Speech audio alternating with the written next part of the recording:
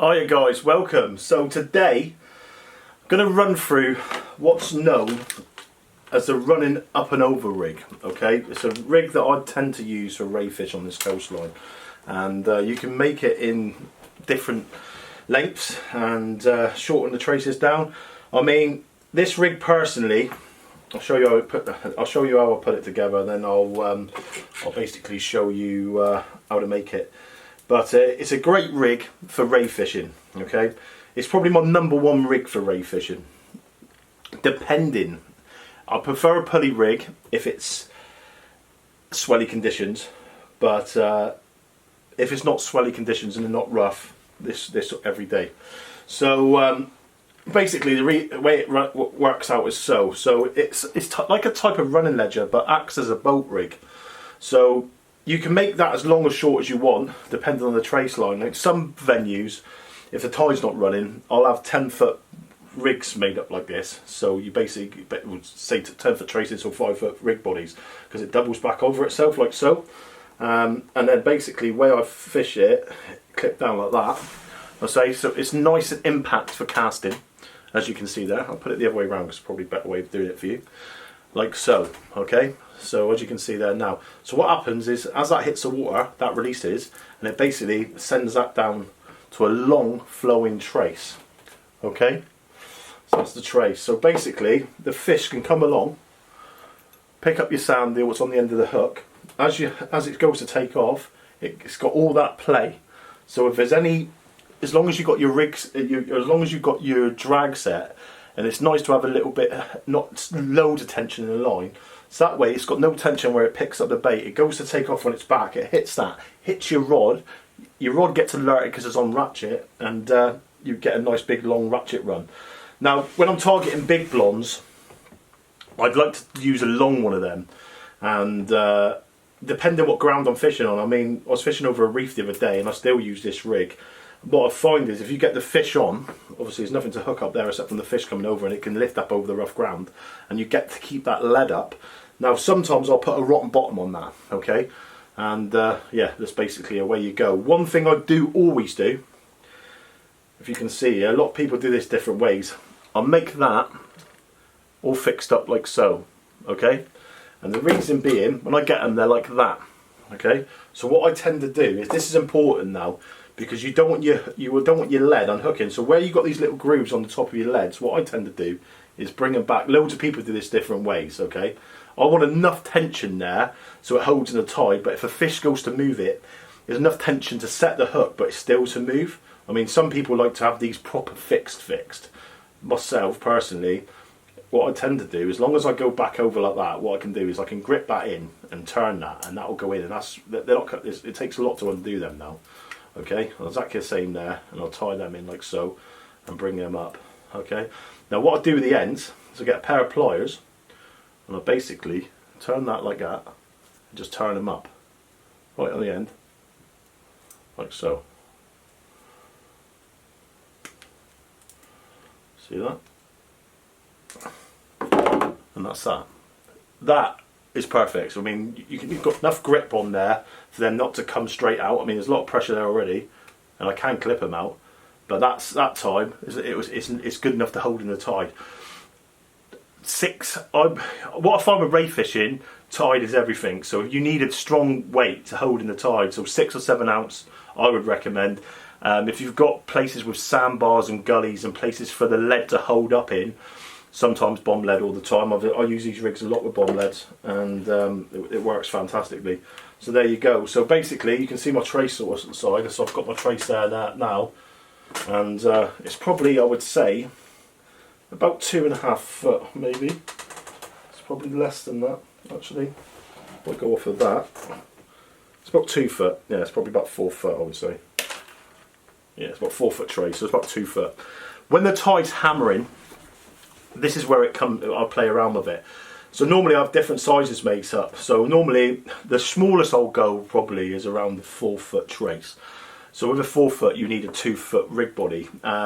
There is times that I'll go bigger. So if the tide's not running so fast and the bait, because if the trouble is if you go and put a 6 foot one of these out and you've got 12 foot, right? The rig's perfect, it's very long, perfect for raised, no lead or nothing's getting away and stuff like that. But for tides hammering, your lead will be holding and the 12 foot will be up there somewhere because the bait will be going with the tide. You want the bait on the bottom just basically bobbling up and down with the tide. So that goes, you've got to take that into consideration with how hard the tide's pushing. So there is times, like when I was fishing the other day, I went from using a really long one, and then I dropped down from a 3 foot one, which was a 6 foot one, down to a 2 foot one, which basically took 2 foot off of it. And that resulted, when the tide was pushing, for me to have a fish. I mean, if I'm using quite a big size bait when I'm blonde fishing, I'm not using tiny baits. I mean, small line is a bit different again.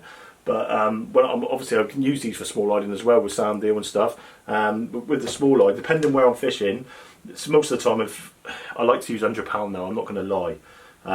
You can result for a bit bigger and thicker, which could put the fish off. But you're targeting big fish, and if you were to hook a big fish in and it took you towards a reef one, you can bully it a bit with that, and the abrasion underneath the raised mouth won't go through them.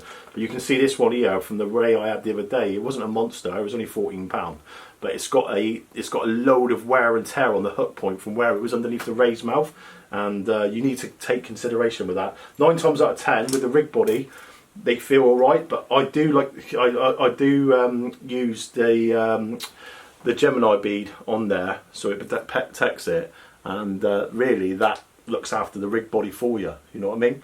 So there you go. So right, what I'm going to do now is I'm going to make this from scratch. I'm going to leave that one down there, and then we can obviously go through the making of it. So to make this rig up, you're going to need a couple of different things. I would recommend using proper stuff, and at the end of the day, let's have a look here.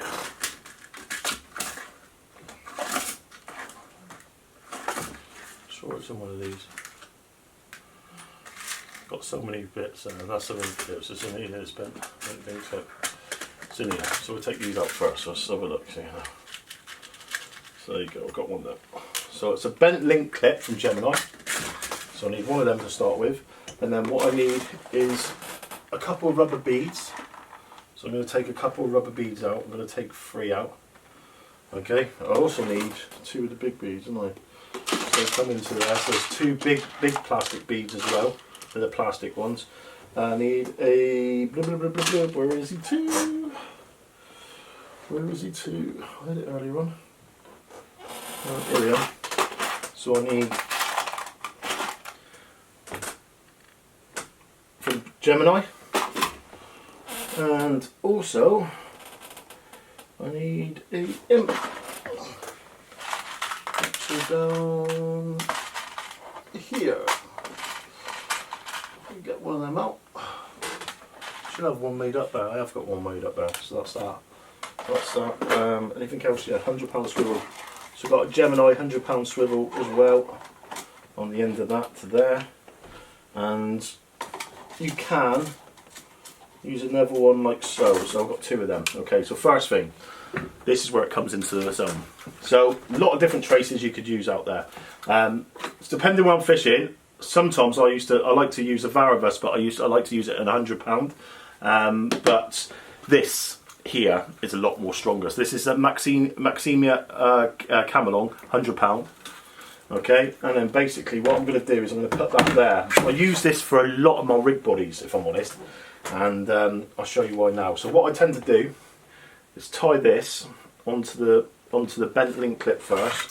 I'll take a little bit first so I can show you. So if I zoom in there like that, okay, bent link clip. And then what I'll do is put my thumb in. I'll go 1, 2, 3, 4. I'll go through there like so. And I'll bring the trace around and back up through that one there. Lots of sliver. These as little pullers are absolutely spot on for it, so I'll use that. And then I basically pull that down like so to grip in. Okay, so that goes in like that. I'll cut that neatly off then, leaving a slight bit of tag. And then what I'll tend to do now is put that £100 swivel straight onto that there then, just so I've got something to attach to my reels. Now, if I'm using a mixture of pulleys and stuff like that, 9 times out of 10 I'll just clip that straight onto the pulley clip. I'll obviously use that on the proper pulley then, but if I'm using mixed rigs, the swivel helps me work that. So then what I'm going to do now is I'm going to do exactly the same again. I'm going about 2 foot. Okay, I can shorten this up if I want to, like so.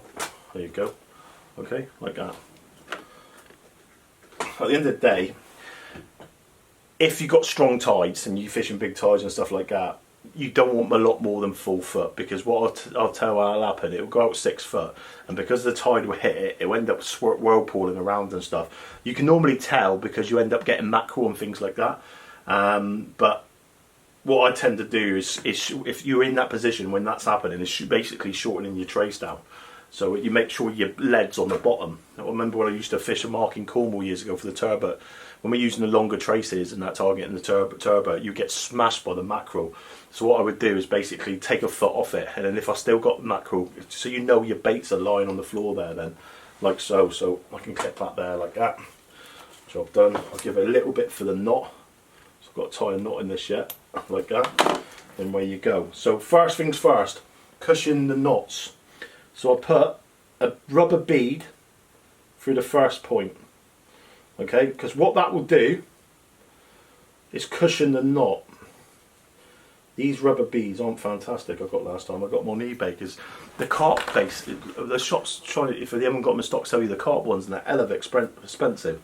But that, what that does there, then that cushions that knot with a rubber bead. Okay, I'll get a big bead there then. I'll put the big bead in behind. Then I'll get that one there, which is from Gemini. And then that one goes onto that.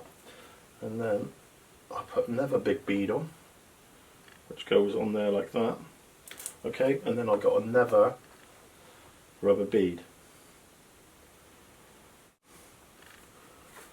So what I'll do there then is put the swivel onto the other end.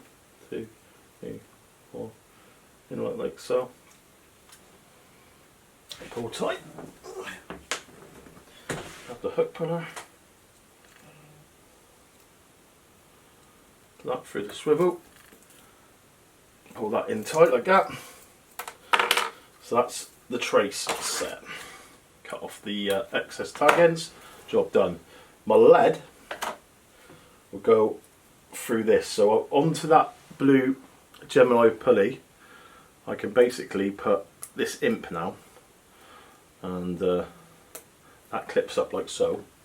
Then my lead goes on to that. I used to use an imp, but what I found is they used to mark the rig body, and especially with big blondes and that, the power that's going through them, you want to make sure that's strong enough and it doesn't break. That's not going to break on it anyway. But that there then is basically all set up and ready to rock and roll. So you can see the swivels on the bottom end where your trace line goes to. I'll go through the trace line now. Rubber bead to protect knots, bent link clip up the top to hold the up and over, small swivel. So I'm going to go into the trace line now. So I use a lot of different trace line. I like clear, if I'm honest. I know a lot of people and some really good anglers use lots of different trace line. Me personally, I like it to be clear and nothing to put the fish off with. It's personal preference more than anything. You know what I mean? There's a lot of different ones out there. I like this. It's a 0.87. It's a £100 shock leader from Sakuma. I find it quite tough, and it does the business. I've had some really good fish on it with these, and it's a bit more movement friendly. So it's not as stiff as a £100. So here we go. So that will go through like that. So I'll put that onto the swivel. Go once, twice, 3 times, 4 times in, and then pull back up through that knot like so. Pull that down.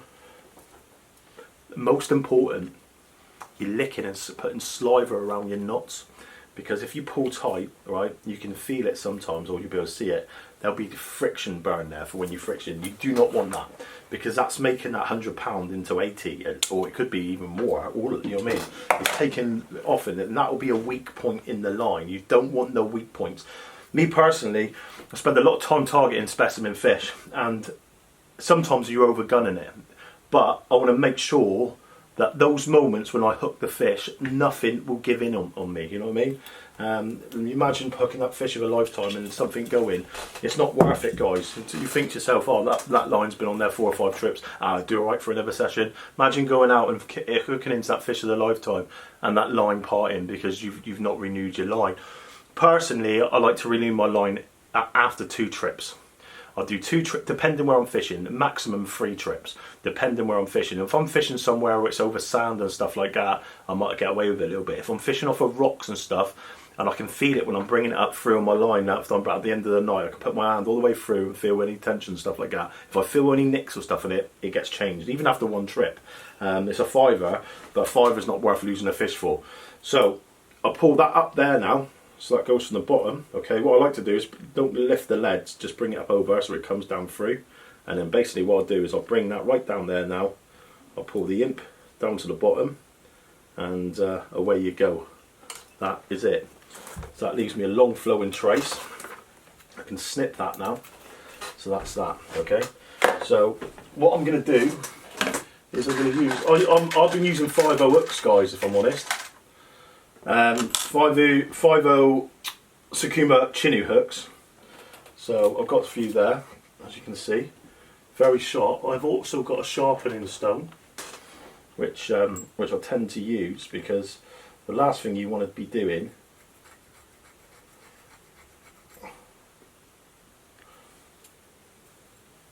is using blunt hooks. So what I tend to do, that's sharp.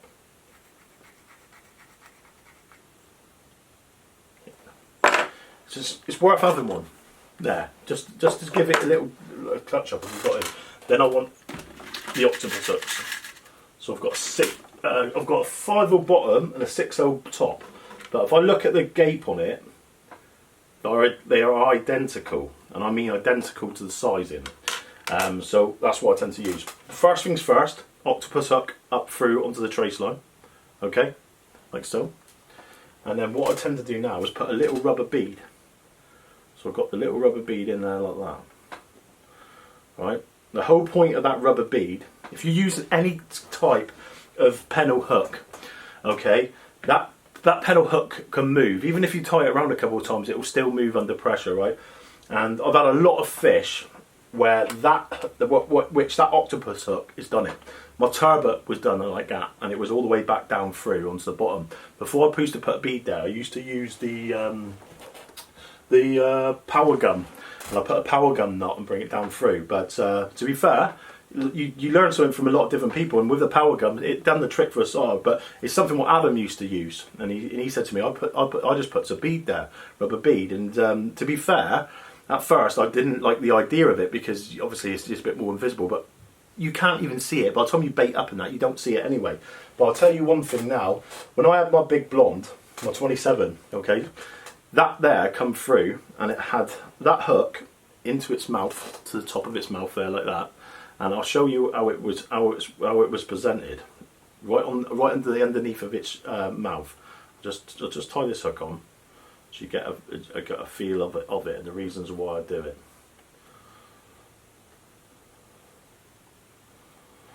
Okay, so let that down. Lovely.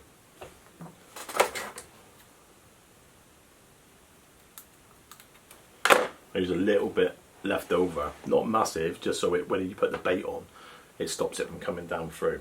Okay, so this is the reason why I do it. That top hook gets hooked up in the raised mouth, okay, and then they got the sand deal bait around like that. That come all the way down. That hook was outside the raised mouth. That top hook was right up underneath there like that, okay. And look what it's cushioned on. It's cushioned on that rubber, okay. So no matter what, it's got protection on that rubber. If that was hooked onto that there with all that tension, it could damage the trace, which would result with that hook coming off. I've had it over the years with J hooks, and I do that now just for precaution, just so I know that everything's backed up and cushioned. I mean, the octopus hooks and the Chinu hooks, they're just a stronger hook, a much stronger hook with gape wise and stuff like that. Does it make a difference with the fish feeling? I feel when I used to use J hooks, I used to hook a lot more like rays, smaller rays at the same time. With these ones here, what I find is when you get those big fish, you can do what you want to it. I mean, if you've got to bully it, you can bully it. I've had fish when I've been fishing with the J hooks before, especially blonde ray fishing, and they've straightened the J hook out, and it doesn't matter, make no difference before anyone says, "Oh, that company's rubbish," because that happened to the J hook. The J hook is a different type of hook. You know what I mean? I would use it for different type of fishings. It's a good hook to use, but it's not as strong as a Chinook. And if you're targeting 3 or 4 pound fish or just normal fish, yeah, they're ideal. And I'm not saying they won't catch big fish, because they will. It depends when they're hooked up. But if that point's at a point where all the pressure's on that point, with that hook there, it doesn't matter. It won't bend down. It won't give in. It will still give me all that power I need to do it, all the way through the hook. Where on a J hook, that part there would bend.